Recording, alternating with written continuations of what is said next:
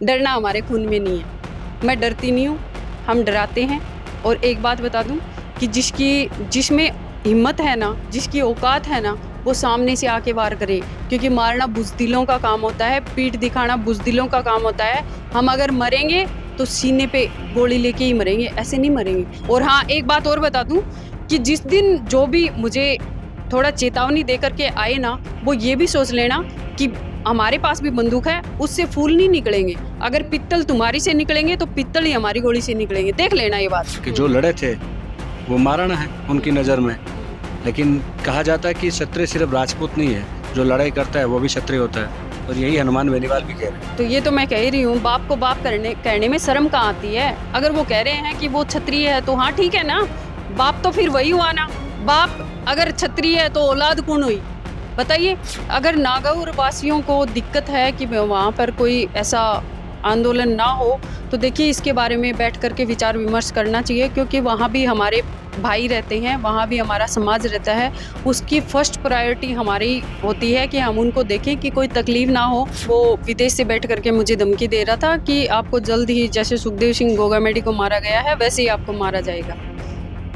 क्या वजह मानते हैं इसके पीछे?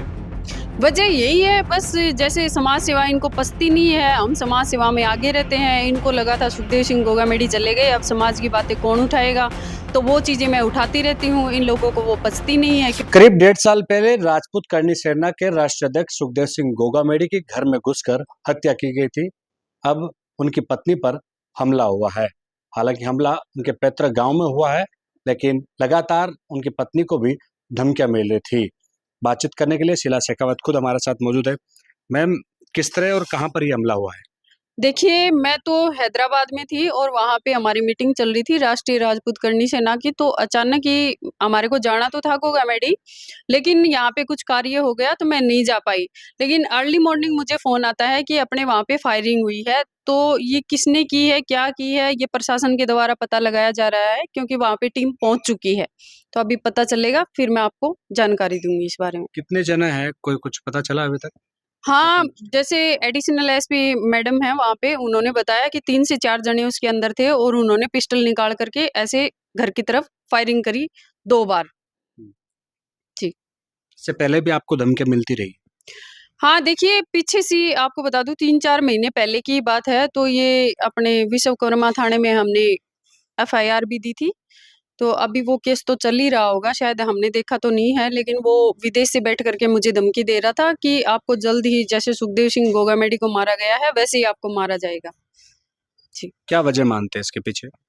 वजह यही है बस, जैसे समाज सेवा इनको पसती नहीं है, हम समाज सेवा में आगे रहते हैं, इनको लगा था सुखदेव सिंह गोगामेडी चले गए, अब समाज की बातें कौन उठाएगा, तो वो चीज़ें मैं उठाती रहती हूँ। इन लोगों को वो पचती नहीं है, क्योंकि एक महिला को अगर ऐसे सामने से जा करके अगर कोई कार्य करता है तो लोगों को पसंद नहीं आता। वो अपने आप को छोटा समझने लग जाते हैं। जबकि ये लोग ये नहीं सोचते कि एक औरत ही आपकी माँ है, बहन है, बेटी है, तो औरत को क्यों आखिर छोटा समझा जाता है? ये हमला 8 तारीख को नागौर में एक राजपूत समाज की रैली है, और उससे पहले वहीं पर ही करनाल में एक जाट समाज की भी ओर से आह्वान किया गया है। उससे पहले इस तरह का हमला होना? देखिए, अब ये तो मैं नहीं बता सकती कि ये उससे जुड़ा हुआ है या कुछ अलग है, लेकिन मैं ये कहती हूँ कि ये निहायत ही गलत है और गिद्धड़-बमकियों से मैं डरने वाली नहीं हूँ। मैं जितने समाज सेवा के लिए आगे हूँ, मैं हमेशा रहूँगी। वहाँ पर जिस तरह से नागौर में आयोजन होने वाला है, खुद राज शेखावत ने इसका आह्वान किया है। घर-घर जाकर राजपूत संगठनों से मिलकर वो आह्वान कर रहे हैं कि बड़ी संख्या में आएँ। क्या शीला शेखावत भी वहाँ पर जाएगी? देखिए, जो हमारे समाज के वरिष्ठ जन हैं, उनकी एक कोर कमेटी बिठाई जाती है और आपस में विचार-विमर्श होता है। उस टाइम पे बोला जाता है कि इसको आना है, इसको नहीं आना। अभी तक हमारी ऐसी कोई मीटिंग नहीं बैठी है और ना ही मुझे अभी बोला गया है कि आपको मीटिंग में जाना है। अगर मेरे समाज के वरिष्ठ जन मुझे बुलाते हैं, तो हाँ, 100% मैं जाऊँगी। राज शेखावत ने आपसे संपर्क किया? नहीं, अभी ऐसी कोई बातचीत नहीं हुई हमारी। बाकी कॉन्टैक्ट में ही हैं सब, कोई दिक्कत नहीं है। लेकिन बात ये सामने आ रही है कि यदि राज शेखावत सभी संगठनों से संपर्क नहीं कर रहे हैं, वहाँ पर भी राजपूत छात्रावास के भी जो पदाधिकारी है उन्होंने भी इसका बहिष्कार किया है कि इससे कहीं न कहीं सांप्रदायिक सौहार्द है वो बिगड़ेगा। देखिए, वो तो ये बात है कि जहाँ जिसको रहना है वो पहले अपनी स्थिति मापता है। अगर नागौर वासियों को दिक्कत है कि वहाँ पर कोई ऐसा आंदोलन ना हो, तो देखिए इसके बारे में बैठ कर के विचार-विमर्श करना चाहिए, क्योंकि वहाँ भी हमारे भाई रहते हैं, वहाँ भी हमारा समाज रहता है। उसकी फर्स्ट प्रायोरिटी हमारी होती है कि हम उनको देखें कि कोई तकलीफ ना हो। जब हम समाज के लिए लड़ ही रहे हैं, तो समाज ही हमारा वहाँ पर भी है ना, तो इस बात को तो ध्यान में रखना चाहिए। अगर वो लोग नहीं चाहते, तो आप बैठ कर के बात करें और विचार-विमर्श करें कि इसमें आगे करना क्या है। क्योंकि सोशल मीडिया पर जाट वर्सेस राजपूत ये ज़्यादा चल रहा है, इसकी वजह से कहीं न कहीं हर किसी की भावना भी आहत है। यदि वहाँ पर ऐसा कुछ होता है, तो फिर लॉ एंड ऑर्डर की हालत टाइट हो जाएगी। बिल्कुल सही बात है। लेकिन मैं एक बात बता दूँ आपको कि जाट वर्सेस राजपूत नहीं है, ये कहीं भी नहीं है। ये लोग हैं जो सुबह जाते हैं, 100-200 रुपए का काम करते हैं और रात को घर आके पी लेते हैं। उनको ये ही नहीं पता किसके बारे में वो क्या बोल रहे हैं। किसी महिला के बारे उनके कमेंट निकाल करके देखिए महिला के बारे में क्या बोलते हैं वो। मतलब उनकी दिमागी हालत इतनी कमज़ोर है, निहायत ही घटियापन पे उतरे हुए हैं, उन लोगों को ये भी नहीं पता कि वो किसके बारे में क्या बोल रहे हैं। एक अच्छा सभ्य आदमी, चाहे वो जाट समाज का हो या राजपूत समाज का हो या किसी अदर समाज का हो, वो कभी बहन-बेटियों को या किसी समाज को गलत टारगेट तो नहीं करेगा। लेकिन ये जो 2-2 रुपए के लोग होते हैं ना, ये इनकी भाषा से आप अंदाज़ा लगा सकते हैं कि ये किस निहायत गिरे गिरे हुए लोग हैं और कैसे बोल सकते हैं। राज शेखावत क्यों कर रहे हैं? वो उनकी इच्छा है। जब मैं बताऊँ आपको कि हमारा समाज में किसी बहन-बेटी को या फिर किसी महापुरुष को गलत बोला जाता है, तो खून खौल उठता है। हो सकता है वो भी यही चाहते हों कि हमारी बहन-बेटियों के बारे में गलत बोला है, हम उनसे 2-2 हाथ कर लें। लेकिन मैं तो यही कहती हूँ कि पहले समाज के साथ बैठा जाए, बात की जाए, उसके बाद 2-2 हाथ के लिए सभी को एक साथ खड़ा होना चाहिए। हनुमान बेनीवाल ने जो चीज़ कही थी, उन्होंने कहा था कि जो इतिहास में लिखा है, वही तो मैं बोल रहा हूँ। 10वीं की किताबों में आज भी यही लिखा है। देखिए, इतिहास लिखने वाले कौन हैं? इतिहास लिखने वाले वो लोग हैं जिनको खुद को इतिहास का नहीं पता। बार-बार लिखा जाता है कि महाराणा प्रताप हारे, हारे, हारे। लेकिन महाराणा प्रताप हल्दी घाटी का युद्ध हारे नहीं थे, जीते थे। जिस टाइम पे वो जीते थे, वो क्यों नहीं दिखाया जाता? अकबर को जीता हुआ क्यों दिखाया जाता है? अकबर को तो हर जगह पे मात मिली थी। अगर अकबर को जीत मिलती तो फिर हर जगह पे उन्हीं के नारे लगते ना। आज महाराणा प्रताप जी को क्यों पूजा जाता है? उनके शौर्य के लिए, उनके उनके जो पराक्रम था उसके लिए लोग आज भी उनके बारे में बोलते हैं, उनके नारे लगाए जाते हैं। एक गलत आदमी के नारे नहीं लगाए जाते। और रही बात आपको इस पाठ्यक्रम की, तो हम इसके बारे में बातचीत कर रहे हैं और धीरे धीरे क्या अब तो जल्दबाजी में ही इसको हटवाएँगे और सरकार से इस मामले में हम बातचीत खुद मैं करूँगी। अब मैं इसको ढील में नहीं छोड़ूँगी। जो हमारे महापुरुषों के बारे में गलत लिखवाया गया है, उस पाठ्यक्रम को बंद करवाएँगे या फिर उसकी जगह पे चेंज करवाएँगे। लेकिन हनुमान बेनीवाल तो कह रहे थे कि महाराजा सूरजमल और महाराणा प्रताप 2 ही योद्धा थे। तो मुझे एक बात बताइए, अब भरतपुर के जो वो हैं, वहाँ के हाँ, राज परिवार है, बिल्कुल, वो राज परिवार है, वो क्या कह रहा है? वो ये कह रहा है कि राजा सूरजमल कौन थे? राजा सूरजमल राजपूत थे। इसका मतलब इसका मतलब समझिए, जब महाराणा प्रताप राजपूत है, सूरजमल राजपूत है, तो फिर ये इतिहास हमें बताने वाला है कौन? इसको खुद को नहीं पता।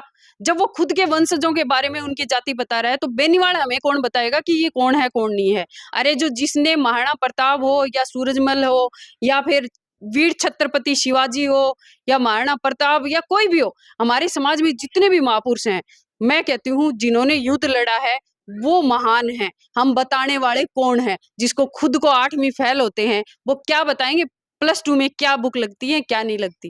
वो तो खुद ही कह रहे हैं ना कि जो हुँ। लड़े थे, वो महाराणा हैं उनकी हुँ, नज़र में। हुँ, लेकिन कहा जाता है कि क्षत्रिय सिर्फ राजपूत नहीं है, जो लड़ाई करता है वो भी क्षत्रिय होता है।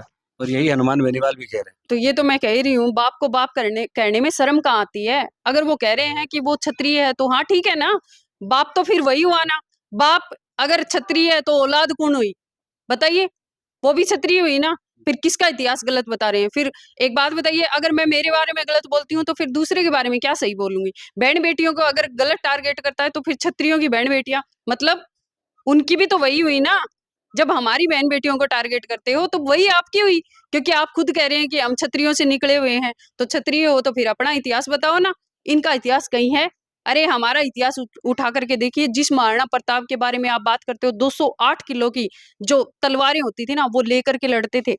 81 किलो का भाला लेकर के खड़े होते थे ना, तो धरती दहकती थी। ऐसे थे हमारे वीर योद्धा। ये क्या बताएंगे हमें हमारा इतिहास? हमारा इतिहास तो इतना गौरवशाली है, अगर ये बताने लग जाए ना तो जीभ कट के गिर जाएगी। ऐसा इतिहास है हमारा। बार बार महापुरुषों को क्यों टारगेट किया जाता है?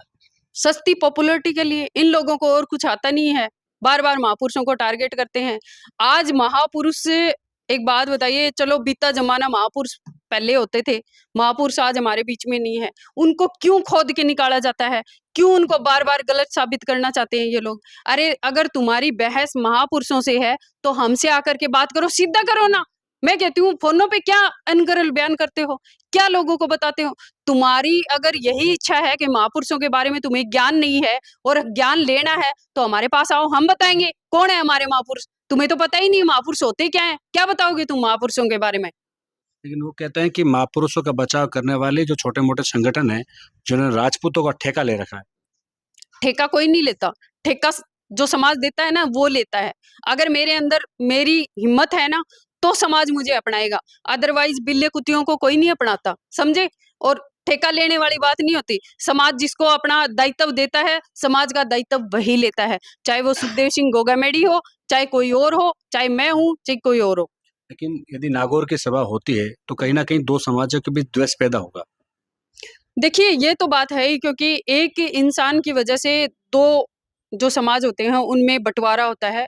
तो मैं यही कह रही हूँ कि जो भी हो वहां पे बैठ करके एक बार विचार विमर्श करना चाहिए। जिसकी मानसिक स्थिति खराब हो उस आदमी के पीछे समाज को नहीं चलना चाहिए, उसको समाज को हटाना चाहिए और ढंग से बात करके जो बात है उसका सॉर्ट आउट करना चाहिए, सोल्यूशन करना चाहिए। क्या राजस्थान में राजपूत समाज में या कोई लीडर्स नहीं है जो कि बाहर के राज्य का एक आता है और यहाँ पर अपनी जमीन तलाशता है? बार बार इसका जिक्र भी होता है कि राज शेखावत कहीं ना कहीं अपनी जमीन तलाशने के लिए राजस्थान में झांकते हैं। देखिए लोकतंत्र है, यहाँ कोई भी आ सकता है, कोई भी जा सकता है। और रही बात बुलाने की और करने की, तो उसको कोई नहीं रोक सकता। जो अपने मन से, अगर मैं चाहती हूँ मैं नागौर जाऊं तो मैं जाऊं, अगर मैं चाहती हूँ मैं गुजरात जाऊं तो मैं जाऊं, हमें कौन रोकता है? क्योंकि ये लोकतंत्र है। लोकतंत्र में हर किसी को अपनी बात रखने की हिम्मत होती है, हर किसी को ये नियम है कि अगर सही है तो बोलो, अदरवाइज मत बोलो। झुंझुनू में चुनाव भी लड़ा था, जनता ने नकार दिया। किसने? राज शेखावत। राज शेखावत ने। अरे वो तो मैं कह रही हूँ, वो उनकी पर्सनल लाइफ है, वो लड़े ना लड़े, वो क्या करें क्या नहीं करें, वो अपने को क्या लेना देना है। लेकिन जिस तरह से वहां पर सोशल मीडिया पर देख रहा हूँ, जाट समाज के लोग पता नहीं क्या कुछ नहीं लिख रहे। मैं आपको बता दी हूँ ना कि जो सभ्य लोग हैं ना, उनको तो बेचारों को काम से ही फुर्सत नहीं होती। और जो दो दो पैसे के भाड़े के बोलते हो आप या दिहाड़ी के बोलते हो, वो लोग ऐसी बातें करते हैं। वो समाज को बंटवारा अगर करने वाले हैं तो ये लोग हैं। अगर ढंग का आदमी है वो कभी ऐसी बातें नहीं करेगा, वो किसी समाज को टारगेट नहीं करेगा। आपको लेकर भी सोशल मीडिया पर कई तरह की चीजें लिखी जाती है। बिल्कुल लिखी जाती हैं। तो यही तो बात है, जिन लोगों को पछता नहीं है ना कि सुखदेव सिंह गोगामेडी जाने के बाद में कोई बोलने वाला बचा नहीं है, उन लोगों को मैं बर्दाश्त थोड़ी ना होंगी। क्योंकि मैं तो उनको मुंह पे जवाब देती हूँ और जवाब दूंगी।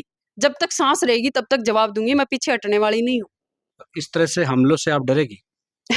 डरना हमारे खून में नहीं है, मैं डरती नहीं हूँ, हम डराते हैं।